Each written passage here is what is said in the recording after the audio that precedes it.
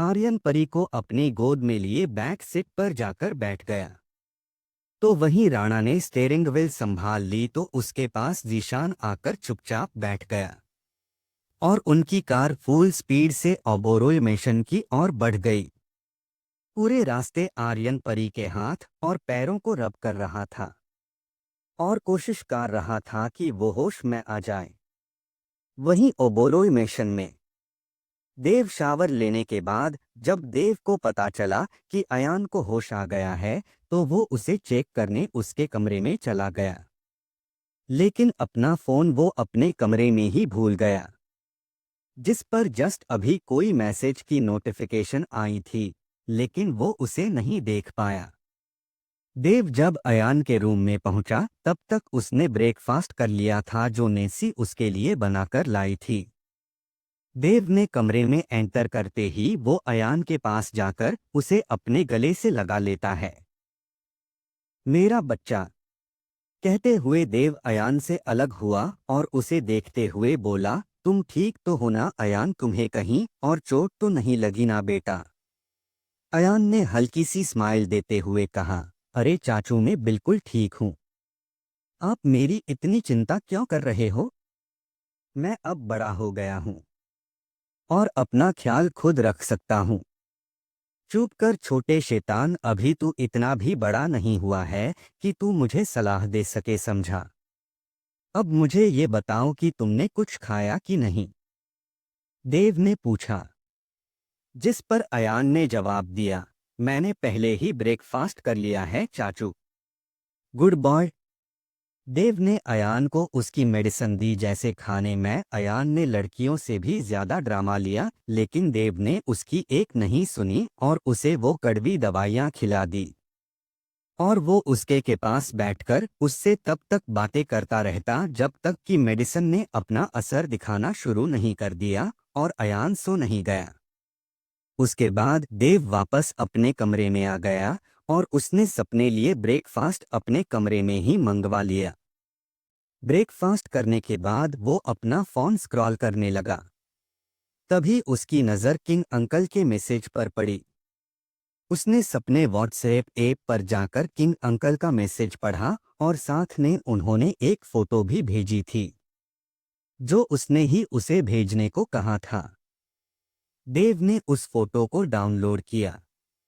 जब तक photo download हो रही थी उसने अपने लिए एक ग्लास वाइन का बनाया और उसे पीने लगा। जब फोटो डाउनलोड हो गई तो उसने अपनी वाइन पीते हुए उस पर एक नज़र डाली। लेकिन जैसे ही उसने उस फोटो को देखा उसकी वाइन उसके गले में ही अटक गई और उसके हाथ से वाइन का गिलास भी छूटकर नीचे फर्श पर गिरकर टूट गया। देव को देख ऐसा लग रहा था जैसे कि किसी ने उसे 440 वोल्ट का झटका दे दिया हो। उसके पैर अनायासी कांपने लगे थे। उसे ऐसा महसूस हो रहा था जैसे उसके पैरों में जान ही ना बची हो। वो धम से सोफे पर बैठ गया। वो पूरी तरह शॉक्ड था, सदमे में था। उस फोटो को देखकर उसे अपनी आंखों पर जैसे भरोसा ही नहीं हो रहा था कि जो वो देख रहा है वो सच है या कोई सपना। लेकिन देव जल्दी ही अपने आप को संभाल लेता है। वो खुद से ही बड़बड़ाते हुए बोला, ये कैसे हो सकता है? अगर ये सच है तो हमने अनजाने में ही सही बहुत बड़ी गलती कर दी। मुझे जल्द से जल्द आर्यन को इस बारे में बताना होगा, इससे पहले कि कुछ ऐसा हो जाए जिसे हम में से कोई बदल ना पाए। देव ने तुरंत आर्यन को फोन लगा दिया, लेकिन आर्यन फोन पिक नहीं कर रहा था। देव को टेंशन और घबराहट दोनों होने लगी थी। वो बार बार आर्यन का गो ट्राई कर रहा था, लेकिन वो गधा अपना फोन ही नहीं उठा रहा था, जिससे देव को उस पर बहुत गुस्सा आ रहा था।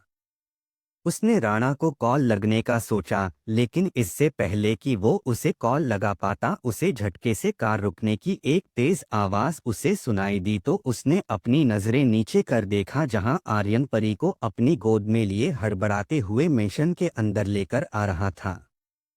ये देख देव अपनी बालकनी से भागते हुए अपने कमरे से बाहर निकला और जल्दी से कॉरिडोर में आया। आर्यन परी को सीधे अपने कमरे की ओर लेकर जा रहा था, तो देव भी उसके पीछे पीछे उसके कमरे में जा पहुंचा। आर्यन ने ध्यान से परी को बेड पर लिटाया और उसे कंबल से ढक दिया।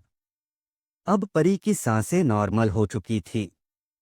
तब कहीं जाकर आर्यन ने चैन की सांस ली, लेकिन अभी भी परी जख्मी और बेहोश थी, जिससे आर्यन काफी परेशान था। देव आगे आया और बोला, इसकी हालत कुछ ठीक नहीं लग रही है। हमें जल्द से जल्द इसका ट्रीटमेंट शुरू कर देना होगा, अदरवाइज उसके जख्मों की वजह से उसे इन्फेक्शन भी हो सकता है। आर्यन ने देव की बातों का कोई जवाब नहीं दिया। वो तो एकटक बस परी के मासूम से चेहरे को देखे जा रहा था जो बिल्कुल मुरझाया हुआ था। आर्यन की ओर से कोई रिस्पॉन्स ना मिलने पर देव खुद ही परी के पास चला गया और उसने धीरे से उसकी बॉडी पर से कंबल हटाया, फिर उस जैकेट को जो आर्यन ने उसे पहनाई थी, ताकि वो उसकी चोट पर दवाई लगा सके। लेकिन जैसे ही आर्यन ने ये देखा कि देव क्या करने जा रहा है, तो ना जाने क्यों लेकिन उसे बहुत तेज गुस्सा आया। उसे ऐसा लगने लगा जैसे गुस्से की वजह से उसके दिमाग की नसें फट जाएगी। देव उसे टच करेगा, ये ख्याल मन में आते ही उसे ऐसा लगा जैसे उसका खून उल्टी दिशा में दौड़ रहा हो। उसे ये सोचकर ही इतना गुस्सा आता कि उसके हाथों और माथे की नीली नसें दिखने लगी। उसने अपने हाथों की कसकर मुट्ठियां भींच ली थी। इससे पहले कि देव परी की जैकेट को उसकी बॉडी से हटा पाता, एक गहरी और गुस्से से भरी ठंडी आवाज उसके कानों में पड़ी, जिससे अचानक ही उसे अपनी रीढ़ की हड्डी में एक सिरहंसी महसूस हुई। Don't even touch it. Aryan की आवाज इतनी खतरनाक साउंड कर रही थी कि देव थोड़ा घबरा गया, लेकिन जल्द ही उसने खुद को संभाला लिया और कन्फ्यूज होकर आर्यन से बोला, बिना उसे टच किए मैं उसका इलाज कैसे करूंगा। आर्यन जल्दी से परी के पास गया और उसे दोबारा कंबल से कवर कर दिया और उसके बालों को प्यार से सहलाते हुए बिना देव की और देखे अपनी सर्द आवाज में बोला, सेजल को कॉल करके जल्द से जल्द यहाँ बुला। सेजल का नाम सुनते ही देव का दिमाग ठनका और उसने अपना सर पिट लिया जैसे उसे अचानक ही कुछ याद आया हो। लेकिन साथ ही साथ उसे आर्यन का बिहेवियर भी बहुत अजीब लग रहा था। जब वो खुद परी का इलाज कर सकता था तो उसके लिए सेजल को यहाँ बुलाने की क्या जरूरत थी। उसे ये बात समझ नहीं आ रही थी, लेकिन उसने अपने दिमाग में आ रहे सारे विचार साइड में रख दिए क्योंकि अभी परी का इलाज होना ज्यादा इम्पोर्टेंट था। और उस चक्कर में देव जो आर्यन को कुछ बहुत इम्पोर्टेंट बात बताना चाहता था वो भी भूल गया। देव ने बिना एक भी सेकंड बर्बाद किए तुरंत सेजल को कॉल किया और उसे ओबोरॉय मिशन में आने को कहा। देव ने बिना एक भी सेकंड बर्बाद किए तुरंत सेजल को कॉल किया और उसे ओबोरॉय मिशन में आने को कहा। सेजल को लगभग 20 मिनट लगे ओबोरॉय मिशन पहुंचने में। उसने जैसे ही आर्यन के कमरे में एंटर किया, सबसे पहले उसकी नजर देव गई और वो उसे गुस्से से घूर कर देखने लगी। जब देव की नजर सेजल पर पड़ी तो उसने जल्दी से इधर उधर देखना शुरू कर दिया। सेजल ने उसे ऐसे देखा जैसे कहना चाह रही हो, तुम्हें तो मैं बाद में देखती हूँ। सेजल ने बेड पर लेटी परी को देखा, फिर उसके बाजू में बैठे आर्यन को जो एक टक परी को देखे जा रहा था। एक लड़की को आर्यन के पास उसके घर में, यहाँ तक कि उसके कमरे में देख उसे बहुत बड़ा झटका लगा था। सेजल की आंखें शोक की वजह से लगभग बाहर ही आने वाली थी। उसे अपनी आंखों पर भरोसा ही नहीं हो पा रहा था। जो लड़का लड़कियों के नाम से, शादी के नाम से दूर भागता है, जो उनसे भी 3 फीट की दूरी बनकर रहता है, वो आज किसी लड़की के इतने पास बैठा था, यहाँ तक कि उसकी आंखों में उस लड़की के लिए परवाह भी साफ देखी जा सकती थी। जो होना वो अपने सपने में भी इमेजिन नहीं कर सकते थे कि आर्यन अयान के अलावा भी किसी की इतनी केयर करेगा, किसी की इतनी परवाह करेगा। सेजल ने जोर से अपने सर को झटका। उसे ऐसा लगा कि अगर उसने और इन सब के बारे में सोचा तो पक्का उसे है किसी डॉक्टर की जरूरत पड़ जाएगी। उसके मन में परी को लेकर, उसकी ऐसी हालत को लेकर बहुत सारे सवाल थे। बट एज डॉक्टर उसे पहले अपने पेशेंट का इलाज करना था, इसीलिए अपने सारे थॉट्स को उसने साइड रख परी के पास गई और आर्यन को देखते हुए फेक स्माइल के साथ उस पर तंज कसते हुए बोली, मिस्टर ओबोरोय, अगर आपका इन्हें देखने से मन भर गया हो तो क्या आप इस कमरे से बाहर जाने का कष्ट करेंगे? वो क्या है कि मुझे इन्हें चेक करना है? आर्यन को जब एक जानी पहचानी आवाज सुनाई दी तब उसने अपना सर ऊपर की ओर उठाते हुए सेजल को देखा जो बेड के दूसरी साइड पर खड़ी थी और उसे ही अजीब नजरों से देख रही थी। आर्यन ने उसे पलटकर कोई जवाब नहीं दिया, बस उसे एक नजर घूर कर देखा, फिर परी को देखने के बाद देव के साथ कमरे से बाहर चला गया। 1 घंटे बाद सेजल कमरे से बाहर निकली, तब तक आर्यन और देव भी बाहर ही खड़े उसका वेट कर रहे थे। आर्यन ने जब सेजल को कमरे से बाहर आते देखा तो उसके पास जाकर बोला, उसकी कंडीशन कैसी है? उसे कहीं ज्यादा चोट तो नहीं आई ना? इज शी ओके ना? सेजल ने उसके सवालों नजरअंदाज कर दिया और गुस्से से बोली, पहले तो तुम दोनों मुझे ये बताओ कि इस बेचारी लड़की को किस जानवर ने इस तरह से टॉर्चर किया है? उसके हाथ, पैर, चेहरे, यहाँ तक कि उसकी पूरी बॉडी पर भी जख्म के निशान हैं। ऐसा लग रहा था जैसे कि किसी ने उसे बुरी तरह मारा पीटा हो। सच में कोई इतना बेरहम कैसे हो सकता है कि उस बेचारी लड़की पर उसे जरा सी भी दया नहीं आई जो उसने उसे इतनी बुरी तरह टॉर्चर किया। अगर वो जल्लाद, शैतान का नातिन मेरे सामने आ जाए तो मैं उसे। इससे पहले कि सेजल गुस्से में और आगे कुछ बोलती, देव ने उसका हाथ पकड़ा और उसे थोड़ा अपनी तरफ खींचते हुए बोला, अरे तुमसे पूछा क्या है और तुम बोल क्या रही हो? तुम्हें उस जल्लाद। आर्यन ने देव को गुस्से घुर कर देखा तो देव अपने कहे हुए शब्दों को सुधारते हुए बोला, मेरा मतलब है कि तुम क्यों अभी उस इंसान के बारे में बात कर रही हो? तुम तो ये बताओ कि उस लड़की की कंडीशन क्या है, वो अब ठीक तो है ना? देव का सवाल सुन सेजल ने जवाब दिया, हाँ अब वो ठीक है, लेकिन लेकिन क्या? आर्यन अचानक ही दोबारा टेंशन में आ गया।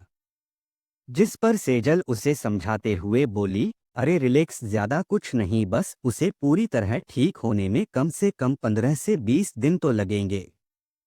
बस उसे प्रॉपरली रेस्ट करना होगा और जितना हो सके वो खुद से चलने फिरने की कोशिश ना करे तो बेटर होगा, वरना उसे ही तकलीफ होगी।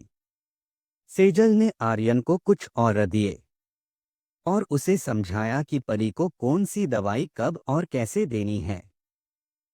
उसने बोलना खत्म ही किया था कि देव उसे अपने साथ उसके कमरे में ले गया। तो वहीं आर्यन ने दरवाजा खोलकर परी को देखा, फिर अयान के पास चला गया। सॉरी, वो मैं तुम्हें कल कॉल करना भूल गया। देव ने कमरे में आते ही सेजल से ईमानदारी से माफी मांगी, जिसे सुन सेजल उसे ताना मारते हुए बोली, अरे वाह, तुम्हें कुछ ज्यादा ही जल्दी ये बात रियलाइज नहीं हो गई कि तुम मुझे कॉल करके बताना भूल गए कि तुम कल से यहीं पर डेरा जमाए हुए हो? कहीं ऐसा तो नहीं कि कॉल के साथ साथ तुम ये भी भूल गए थे कि तुम्हारी एक बीवी भी है जो रोज डिनर पर तुम्हारा वेट करती है? और कल मैं तुम्हारा वेट करते करते ही डाइनिंग टेबल पर सर रख सो गई। लेकिन तुम्हें इन सब से क्या, तुम तो सॉरी बोलकर निकल लिए।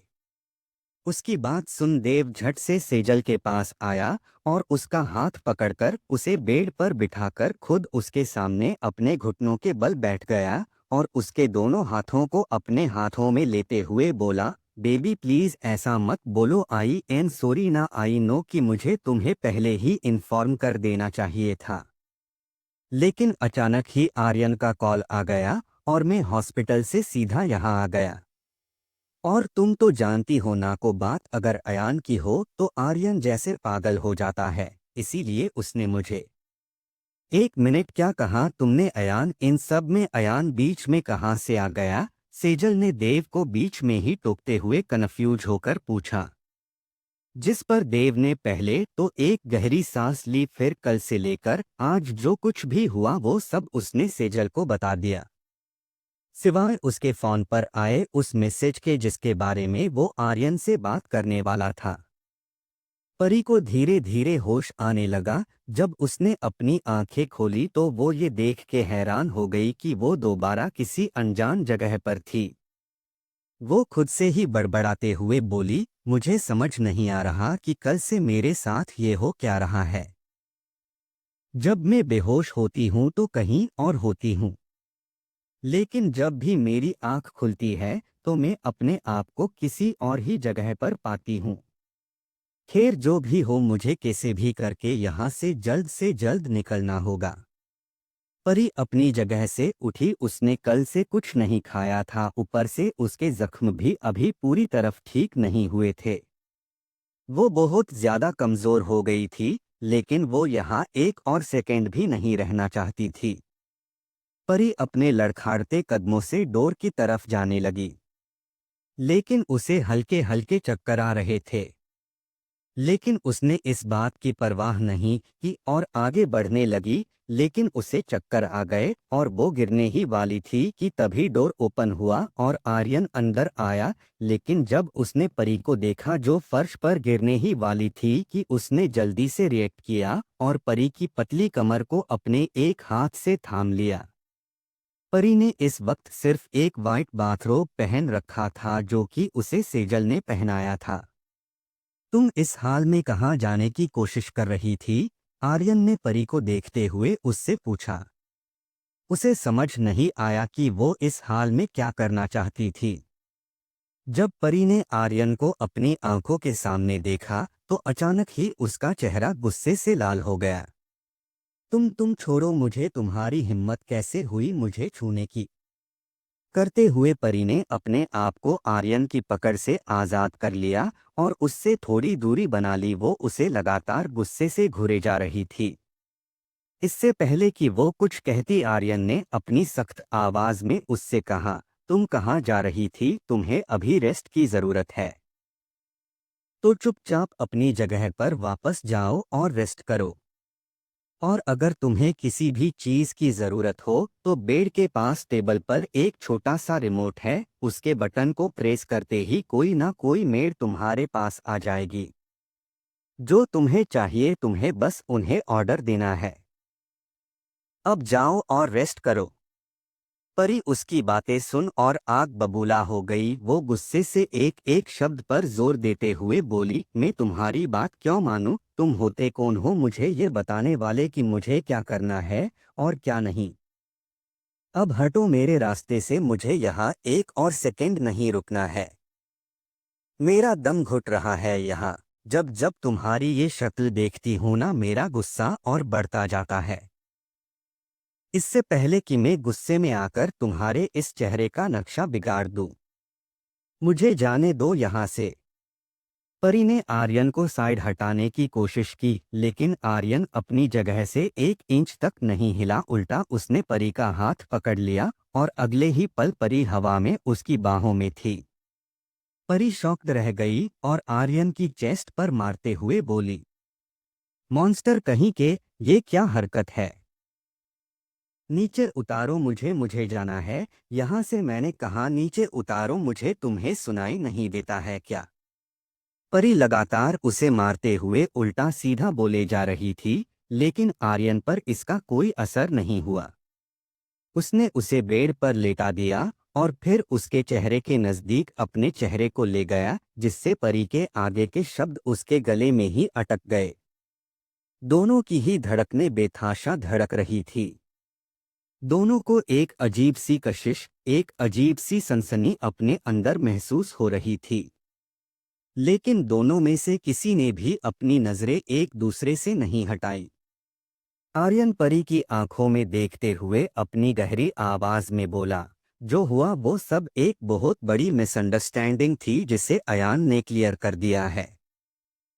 और मैंने जो तुम्हारे साथ किया उसके लिए मैं तुमसे कोई माफ़ी नहीं मांगूंगा, क्योंकि मेरी नज़रों में उसकी कोई माफ़ी नहीं है। इसलिए तुम जो चाहो उसके किए मुझे सजा दे सकती हो। मैं हर सजा कबूल करने के लिए तैयार हूँ। वो आगे बोला, लेकिन जब तक तुम पूरी तरह ठीक नहीं हो जाती तुम इस घर से, तो क्या तुम्हें इस कमरे से भी बाहर कदम रखने की परमिशन नहीं है? एक बार तुम ठीक हो जाओ उसके बाद तुम जहां जाना चाहो जा सकती हो, लेकिन तब तक तुम्हें यही हमारे साथ रहना होगा। तो यहाँ से भागने के बारे में सोचना भी मत, वरना मुझसे बुरा और कोई नहीं होगा। आर्यन की आंखों में परी को एक जिद, एक जुनून, एक पागलपन नजर आ रहा था, लेकिन साथ ही साथ उसकी आंखों में कुछ और भी था जिसे वो पढ़ने की कोशिश कर रही थी। लेकिन अचानक ही आर्यन उससे दूर हो गया और कमरे से बाहर जाते हुए बोला, मैं तुम्हारे लिए कुछ खाने को लेकर आता हूँ। आर्यन के जाने के बाद परी को बार बार सिर्फ उसकी वो काली गहरी आंखें ही नजर आ रही थी। उसे ऐसा लगा जैसे उसकी आंखें उसके अंदर के दर्द को बयां कर रही थी। लेकिन कैसा दर्द? क्या इस जैसे इंसान के साथ भी कुछ ऐसा हुआ होगा जो वो इतना हार्टलेस पर्सन बन गया है? परी अपना सर झटकते हुए खुद से ही बोली, परी तू भी ना क्या सोच रही है? भला इस जैसे इंसान के साथ कोई क्या ही गलत कर सकता है? उल्टा अगर किसी ने उसे कुछ भी करने को कोशिश की तो वो सीधा परलोक सिधार जाएगा। परी खुद से बातें कर ही रही थी कि रूम का डोर ओपन हुआ और आर्यन खाने की प्लेट लेकर परी के पास आया और खाने की प्लेट को इसके आगे करके उसे खाने को कहा। परी ने अपने दोनों हाथों की तरफ देखा जिस पर पट्टी बंधी थी, फिर खाने की तरफ। उसे भूख तो बहुत जोरों की लगी थी, लेकिन वो अपने हाथ से खाना कैसे खाए उसे समझ नहीं आ रहा था। आर्यन ने जब ये देखा कि वो खाना भी अपने हाथ ने नहीं खा सकती तो उसे और बुरा लगने लगा। वो उसके सामने बैठ गया और प्लेट से एक निवाला लेकर उसके मुंह की ओर बढ़ाया। परी ने घूर कर उसे देखा लेकिन खाया नहीं। ये देख आर्यन गुस्सा आ गया और वो अपनी सख्त और कोल्ड वॉइस में बोला, सीधे तरीके से खाना खाओ वरना मुझे और भी तरीके आते हैं तुम्हें खोलने के जो शायद तुम्हें पसंद ना आए। धमकी दे रहे हो तुम मुझे? तुम जो चाहे समझ सकती हो। तुम्हें तो मैं। परी बस इतना ही बोल पाई थी कि आर्यन ने उसके मुंह में खाना ठूस दिया। परी कुछ नहीं कर पाई, वैसे भी उसने कल से कुछ नहीं खाया था, तो वो फिर बिना कोई बहस के आर्यन के हाथ से खाना खा लेती है। खाना खाने के बाद आर्यन उसे उसकी मेडिसिन देता है और फिर उसके सो जाने के बाद अयान के कमरे में चला जाता है।